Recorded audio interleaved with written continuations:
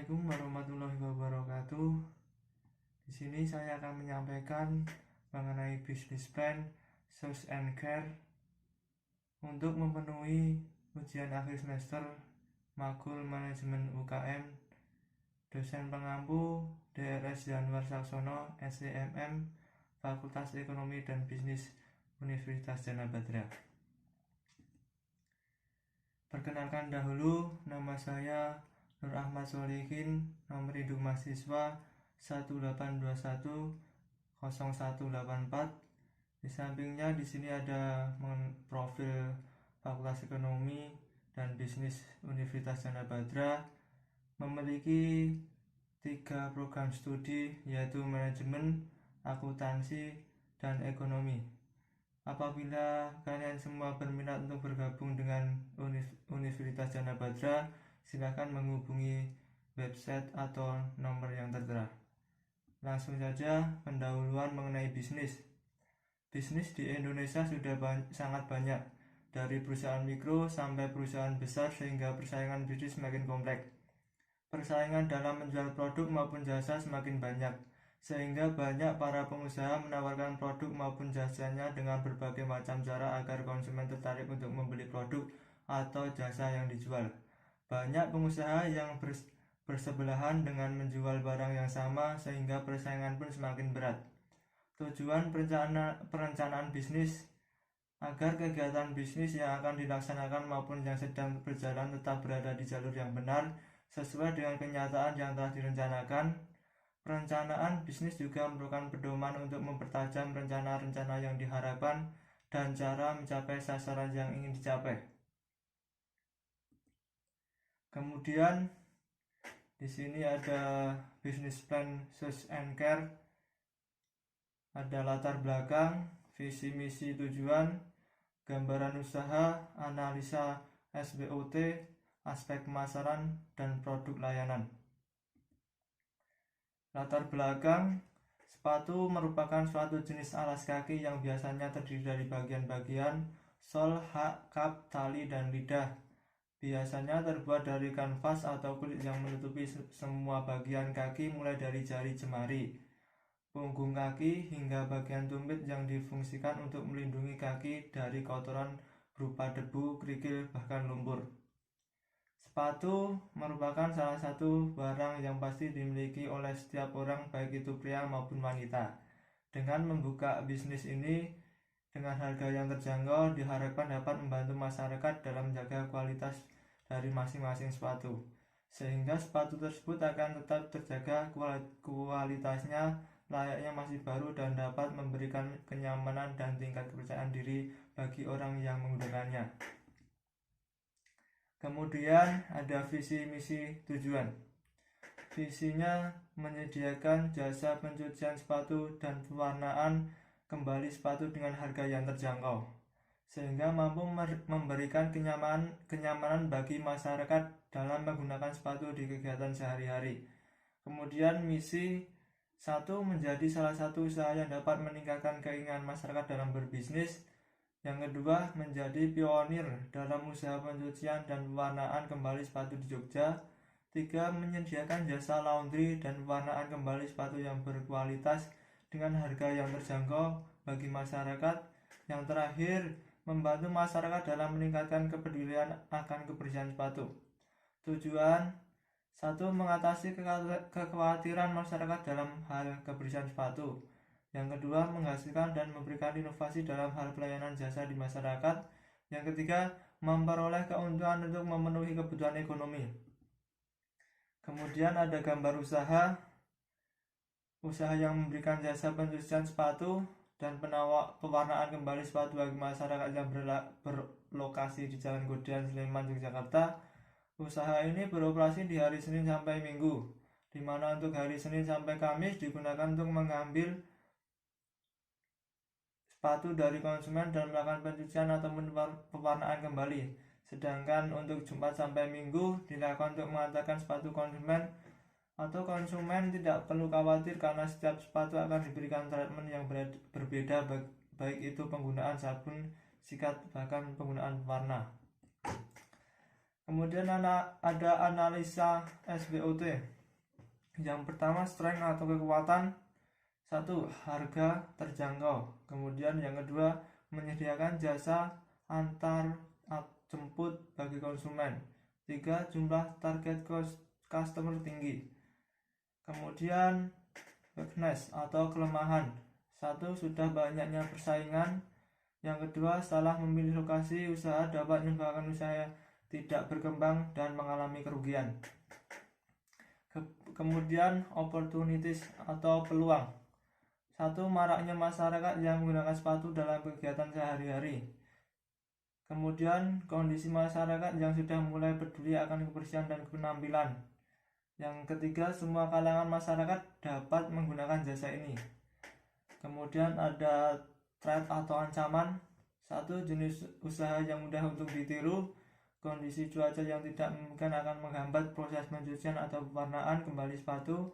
Yang ketiga, kondisi kemacetan di Jogja membuat sistem antar jemput akan terhambat. Kemudian ada aspek pemasaran. Yang pertama ada segmentasi pasar, ada target pasar, kemudian ada positioning. Segmentasi pasar artinya membagi pasar menjadi beberapa kelompok pembeli yang berbeda yang mungkin memerlukan produk atau marketing yang berbeda pula. Kemudian target pasar menentukan berapa segmen yang layak karena dianggap paling potensial. Secara umum pengertian menetapkan pasar sasaran adalah mengevaluasi kearifan setiap segmen, kemudian memilih salah satu dari segmen pasar atau lebih untuk dilayani. Yang kedua, menargetkan kaum pria dan wanita dari mulai remaja sampai dengan orang dewasa yang menggunakan sepatu jenis apapun dengan ukuran, warna maupun jenisnya. Kemudian ada positioning, membangun dan mengomunikasikan keunggulan bersaing produk yang dihasilkan ke dalam benak konsumen. Kemudian memilih lokasi yang jauh dari beberapa jenis bisnis serupa karena sehingga dapat menguasai pasar dan menjadi satu-satunya tujuan bagi pengguna sepatu. Kemudian ada selanjutnya strategi pemasaran terhadap pesaing. Yang pertama ada produk, jasa pencucian sepatu, cara mendistribusikan dengan cara menggunakan fasilitas pelayanan jasa antara seperti antar jemput apabila lokasi konsumen dekat dengan pengiriman JNE apabila lokasi konsumen jauh. Kemudian harga. Penetapan harga merupakan keputusan kritis yang menunjang keberhasilan profit. Harga merupakan satu-satunya unsur bauran pemasaran yang memberikan pendapatan bagi suatu usaha. Kemudian promosi. Untuk dapat cepat mengenal jasa yang kami rencanakan ini, kami mempromosikan jasa ini melalui media dan memiliki tempat sendiri. Selanjutnya kami menggunakan promosi yang sekiranya dapat menarik minat konsumen terhadap jasa yang kami hasilkan. Kemudian mengelola SDM bisnis sepatu. Yang pertama, untuk kesuksesan sebuah bisnis tak lepas dari program SDM yang baik. Yang pertama, memberikan kepercayaan terhadap karyawan. Yang kedua, memberi rasa aman dan nyaman pada karyawan. Yang ketiga, bangun kerja sama tim yang efektif dan efisien. Yang keempat, jangan segan memberikan pujian dan reward pada karyawan yang berprestasi. Yang kelima, memberikan bonus pada karyawan jika omset bulanan mencapai target.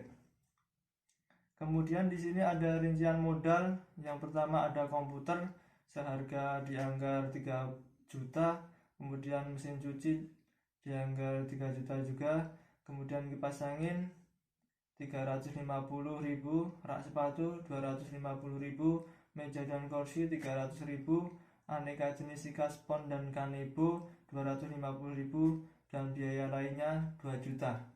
Total rincian modal 9.150.000. Untuk biaya operasional, yang pertama ada sewa tempat 2 juta, kemudian branding tool, spanduk, banner, brosur dan lain-lain 1.500.000, kemudian listrik 500.000, Kemudian ada paper bag atau kantong sepatu 200.000 dan biaya lainnya di angka 2 juta.